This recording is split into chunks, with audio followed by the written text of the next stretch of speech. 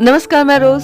जैसा कि आप लोगों को पता है कि हम लोग रिक वैरन की लिखी book the purpose driven life, उद्देश्य चलित जीवन में से कुछ चैप्टर्स को पढ़ रहे हैं। हमने लास्ट वीडियो में परीक्षा या प्रलोभन के बारे में पढ़ा। आज हम देखने वाले हैं कि कैसे हम इन प्रलोभनों और परीक्षाओं से जीत सकते हैं।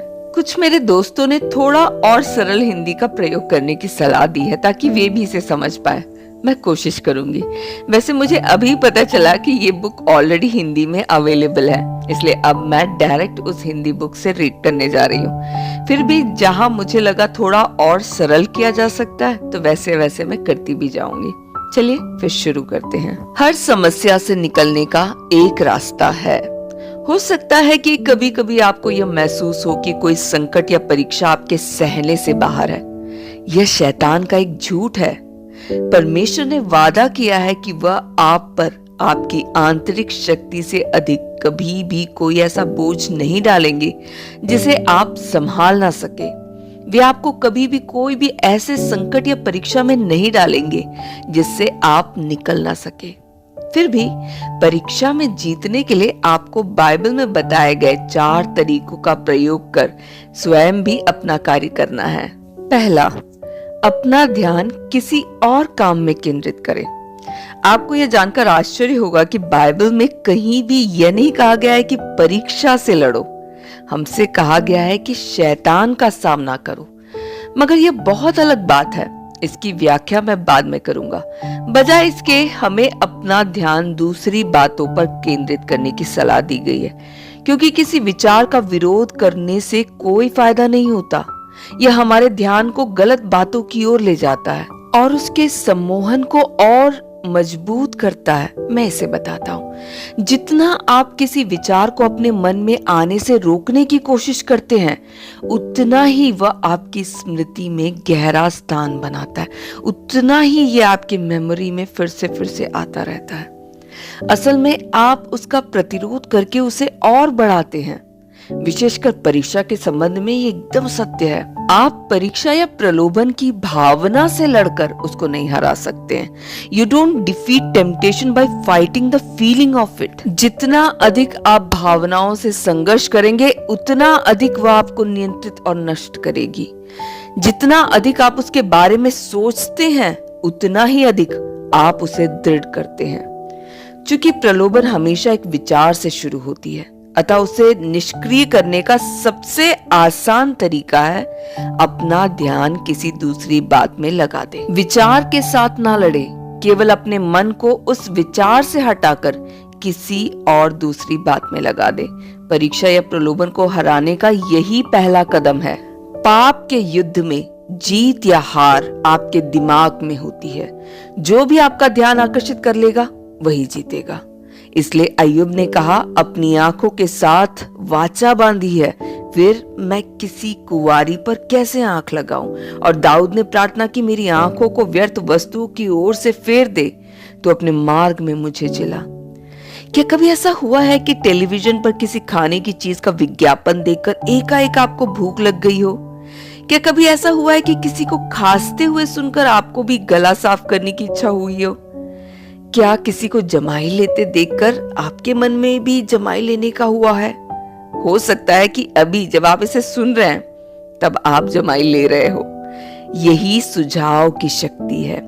जिस बात पर हमारा ध्यान केंद्रित होता है, स्वाभाविक रूप से हम उसी की ओर आकर्षित होते हैं। जितना अधिक आप किसी विषय पर सोचते हैं, उतना अधिक वह आपको पकड़ता है। इसी कारण मुझे ज्यादा खाना छोड़ना होगा, या धूम्रपान छोड़ना होगा, या कुविचार त्यागने होंगे, दोहराते रहना आत्म पराजय की नीति है।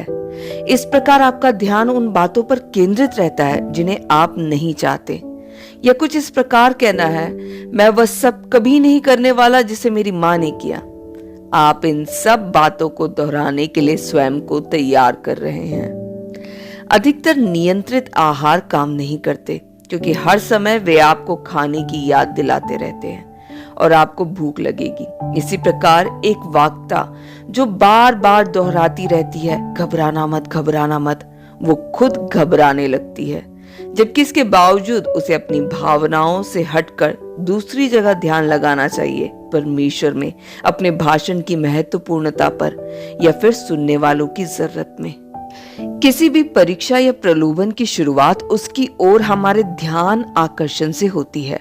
जो बात या जो वस्तु आपका ध्यान आकर्षित करती है, वही आपकी भावनाओं को भड़काती है।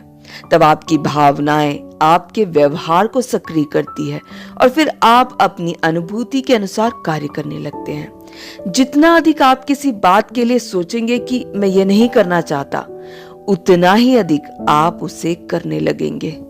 परीक्षा या प्रलोभन से लड़ाई करने से कहीं ज्यादा बेहतर है उसे अनदेखा करना।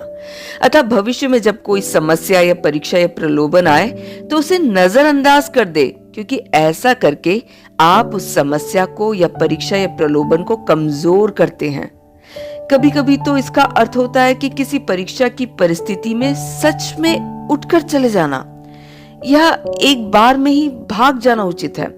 उठिए और अपना टेलीविजन सेट ऑफ कर दीजिए। गप्पे मारने वाले समूह के ग्रुप से दूर रहिए। फिल्म को बीच में ही छोड़कर थिएटर के बाहर आ जाइए। इससे पहले कि मधुमक्खी काटे, उससे बच कर रहे। कहने का अर्थ यह है कि ध्यान कहीं और लगाने के लिए जो भी संभव है वो करें। आत्मिक दृष्टिकोण से आपका मन सबसे अधिक नाजुक अंग है और इसे सबसे ज्यादा चोट लगती है। बुरे विचारों से बचने के लिए अपना मन परमेश्वर के वचन और अन्य अच्छी बातों में लगाइए। आप गंदे विचारों को अच्छे विचारों के द्वारा हरा सकते हैं। यही बदलाव का सिद्धांत है। आप अच्छाई से बुराई को जीते। जब आपका मन कहीं और व्यस्त होगा तो शैतान उसे अपनी ओर आकर्षित नहीं कर सकता। इसलिए अपने मन को केंद्रित रखने के बारे में बाइबल हमें बार बार बताती है। महायाजक यीशु पर ध्यान करो, यीशु मसीह को स्मरण रख। इसलिए हे भाइयों, जो बातें सत्य है, जो बातें आदरणीय है, जो बातें उचित, जो बातें पवित्र है और जो बातें सुहावनी है और जो बातें मन भावनी है, अर्थात जो भी सद्गुण और प्रशंसा की बातें हैं, उन पर ध्यान लगाया करो। यदि आप वास्तव में अपनी समस्या को हराना चाहते हैं या अपनी परीक्षा या प्रलोभन में जीतना चाहते हैं, तो अपने मन को संभालें एवं अपने देखने सुनने पर ध्यान दें। संसार के सबसे बुद्धिमान व्यक्ति ने चेतावनी देते हुए कहा है, सबसे अधिक अपने मन की रक्षा कर, क्योंकि जीवन का मूल स्रोत वही है। अपने मन में व्यर्थ के विचारों को स्थान ना दे। विचारों का चुनाव ध्यान पूर्वक कीजिए। पौलुस के आदर्श का पालन कीजिए। हर एक भावना को कैद करके मसीह का आज्ञाकारी बना देते हैं। इसको अभ्यास करने में पूरा जीवन लग जाता है, परंतु पवित्र आत्मा की सहायता से आप अपने सोचने के तरीके को बदल सकते हैं। दूसरा, अपने संघर्ष को अपने आत्मिक मित्र या सहायक समूह को बताएं। आपने अपनी परेशानी दुनिया को नहीं दिखानी है, परंतु आपके पास एक ऐसा दोस्त जरूर होना चाहिए जिसके साथ आप अपनी समस्याओं को ईमानदारी से बांट सके। बाइबल कहती है, 1 से 2 अच्छे हैं, क्योंकि उनके परिश्रम का अच्छा फल मिलता है। क्योंकि यदि उनमें से एक गिरे तो दूसरा उसको उठाएगा, परंतु हाय उस पर जो अकेला होकर गिरे और उसका कोई उठाने वाला ना हो। मैं इसे और स्पष्ट कर दूं, यदि आप अपनी किसी बुरी आदत या प्रलोभन के साथ संघर्ष करने में निरंतर पराजित होते हैं और असफल प्रयास की दोष भावना, गिल्ट से पीड़ित है, तो आप खुद इससे बाहर नहीं आ सकते।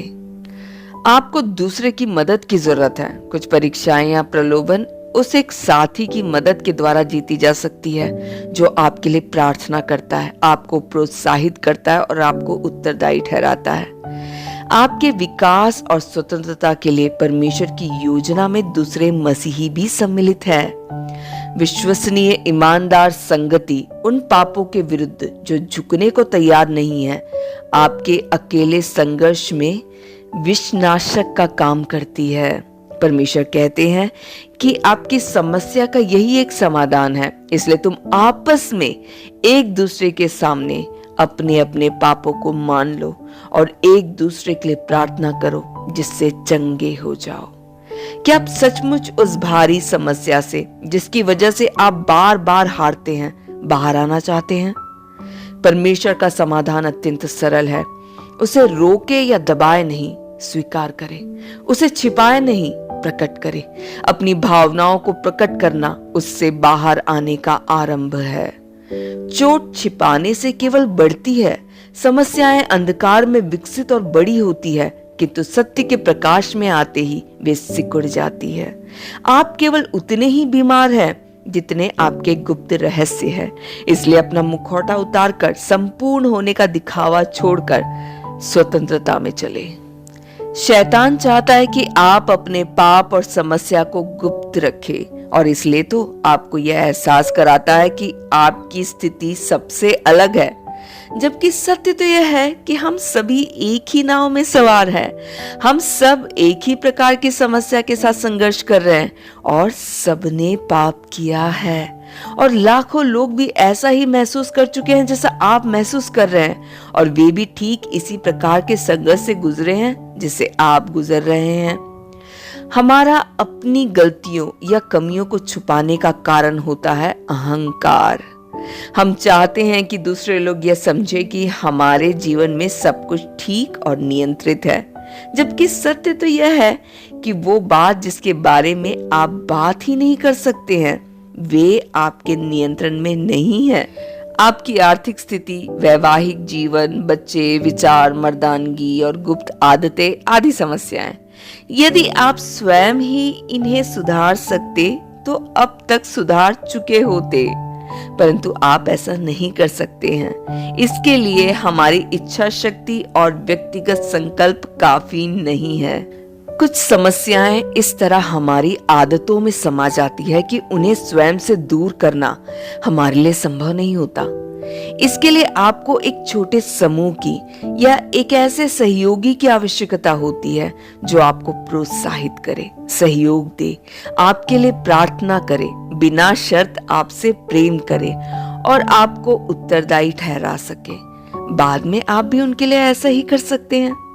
जब कभी कोई मुझ पर भरोसा करते हुए मुझसे कहता है कि अब तक ये बात मैंने किसी से भी नहीं कही है, तो मैं उस व्यक्ति के विषय में यह जानते हुए उत्तेजित हो उठता हूं कि उन्हें कितनी शांति और स्वतंत्रता का अनुभव होने वाला है। उनके दबाव का ढक्कन खुलने वाला है और वह पहली बार अपने भविष्य के लिए आशा की किरण देखेंगे। ऐसा तभी हो सकता है जब हम अपने आत्मिक मित्र से अपने संघर्षों की चर्चा करते हुए परमेश्वर के आदेश का पालन करते हैं। मैं आपसे कठिन प्रश्न पूछना चाहता हूं। आप जो दिखावा कर रहे हैं, क्या वह आपके जीवन की समस्या नहीं है? इसके बारे में बात करने से आप क्यों डरते हैं? इसे आप स्वयं हल नहीं कर पाएंगे। जी हाँ, दूसरों के सामने अपनी कमजोरियों को स्वीकार करना ही नम्रता है। नम्रता की कमी ही आपके बेहतर बनने में बाधक है। बाइबल कहती है, परमेश्वर अभिमानियों का विरोध करता है पर दीनों पर अनुग्रह करता है। इसलिए परमेश्वर के अधीन हो जाओ। तीसरा, शैतान का सामना करें। स्वयं को विनम्र करने के बाद और परमेश्वर को समर्पित होने के पश्चात हमसे शैतान को ललकारने के लिए कहा गया है। याकूब 4:7 के शेष भाग में कहा गया है, शैतान का सामना करो तो वह तुम्हारे पास से भाग निकलेगा। हमें उसके आक्रमण के आगे झुकना नहीं है, हमें उससे लड़ना है। नए नियम में मसीही जीवन को बार बार दुष्ट शक्तियों के विरुद्ध एक आत्मिक युद्ध के रूप में दिखाया गया है। मसीही विश्वासी की तुलना अक्सर शत्रु के क्षेत्र में तैनात सैनिक से की गई है। हम शैतान का सामना किस प्रकार कर सकते हैं? पौलुस हमें बताते हैं, और उद्धार का टोप और आत्मा की तलवार जो परमेश्वर का वचन है ले लो। पहला कदम है कि परमेश्वर के उद्धार को स्वीकार करना। जब तक आप मसीह को हाँ नहीं कहेंगे, तब तक आप शैतान को ना नहीं कह सकते। मसीह के बिना हम शैतान के सामने सुरक्षित नहीं हैं, परंतु उद्धार के टोप के द्वारा परमेश्वर हमारा मन सुरक्षित रखते हैं। याद रखिए, यदि आप एक मसीही विश्वासी हैं, तो शैतान आपको कुछ करने के लिए मजबूर नहीं कर सकता। वह मात्र सुझाव दे सकता है। दूसरा, आप परमेश्वर के वचन का उपयोग शैतान पर हथियार के रूप में करें। जंगल में जब शैतान उनकी परीक्षा ले रहा था तब यीशु ने इसका उदाहरण प्रस्तुत किया था। जितनी बार शैतान ने उन्हें परीक्षा में फंसाने का प्रयास किया, यीशु ने उसका सामना वचन का प्रयोग करके किया। उन्होंने शैतान के साथ कोई वाद विवाद नहीं किया। व्यक्तिगत आवश्यकता की पूर्ति के लिए जब उनसे अपनी सामर्थ का प्रयोग करने को उकसाया गया तो उन्होंने ये नहीं कहा मुझे भूख नहीं लगी है। उन्होंने मात्र पवित्र वचन को दोहराया। हमें भी यही करना चाहिए। परमेश्वर के वचन में सामर्थ है और शैतान उससे डरता है। शैतान से वाद विवाद करने का प्रयास कभी मत कीजिए। वह वाद विवाद में आपसे बेहतर है और उसके पास हजारों वर्ष का अनुभव है। आप शैतान को तर्क या अपने विचार से धोखा नहीं दे सकते, परंतु आप परमेश्वर के सत्य को हथियार के रूप में प्रयोग कर उसे हिला सकते हैं। इसलिए परीक्षा के समय जय पाने के लिए परमेश्वर के वचन को याद करना अवश्य है। जब भी आप परीक्षा में पड़े तुरंत इसे दोहराए। यीशु के समान याद करने के लिए तैयार रहे। आपके हृदय में भी सत्य का भंडार है।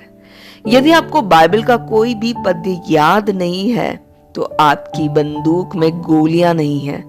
मैं आपको चुनौती देता हूं कि अपने शेष जीवन में कम से कम एक पद्य प्रति सप्ताह अवश्य याद करें। कल्पना कीजिए कि आप कितने अधिक सामर्थी हो जाएंगे।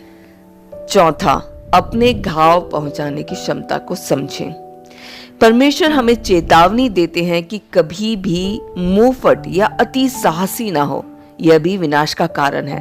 यिर्मयाह ने कहा है, मन तो सब वस्तुओं से अधिक धोखा देने वाला होता है। इसका अर्थ यह है कि हम स्वयं को मूर्ख बनाने में माहिर है। अनुकूल परिस्थितियों में हम में से कोई भी कैसा भी पाप कर सकता है। हमें अपनी सुरक्षा के साधनों को कभी भी अपने से दूर नहीं करना चाहिए और ना ही यह सोचना चाहिए कि कभी भी कोई भी समस्या या परीक्षा या प्रलोभन हमारे करीब नहीं आ सकती। अपने आप को कभी भी लापरवाही के कारण परीक्षा की स्थिति में ना डालें। उनसे दूर रहने की चेष्टा करें। याद रखें कि परीक्षा में से निकलने के बदले उससे दूर रहना अधिक सरल है। बाइबल कहती है, इसलिए जो समझता है मैं स्थिर हूँ वह चौकस रहे कि कहीं गिर ना पड़े। इस प्रकार इस बुक का ये चैप्टर खत्म हुआ। नेक्स्ट चैप्टर के साथ जल्द ही मुलाकात होगी। चैनल में नए हैं तो सब्सक्राइब, लाइक और शेयर करना तो ना ही भूलें। मुझे कमेंट करके जरूर बताएं कि क्या ये चैप्टर आप लोगों के लिए फायदेमंद हुआ या नहीं। प्रभु यीशु मसीह आप सभी को आशीषित करे। धन्यवाद।